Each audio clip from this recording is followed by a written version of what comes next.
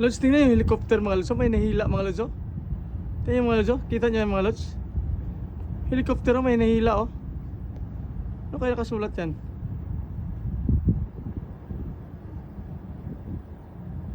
May inihila yung helicopter oh.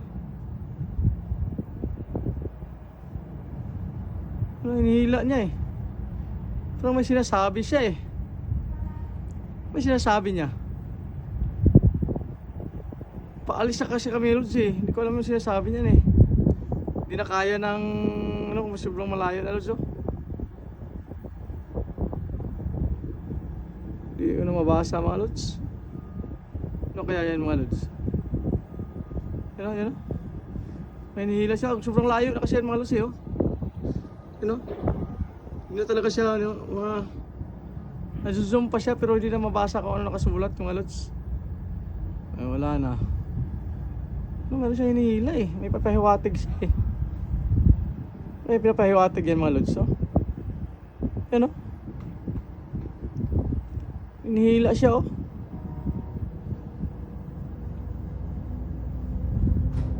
Baka sinasabi niya huwag kaming umalis. Papatay tayo dyan. Kasi paalis na kami mga lods eh. Oh. Yan oh. May oh, yan, bababasa na.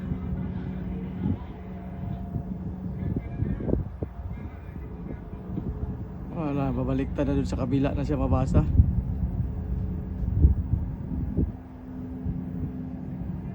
Ayos ah. Ginastusan talaga nilang hila-hilain yan no. Yung fuel yan eh, magkano gagastusin yan. Baliktad na kasi mga lods. Uy, basa niya mga lods. Ano nakasulat yan?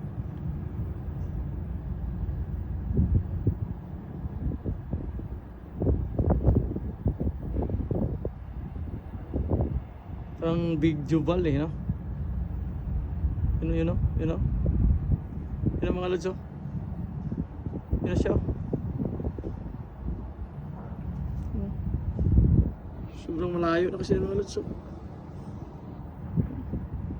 Yan ba, so nababasa na siya mga lods.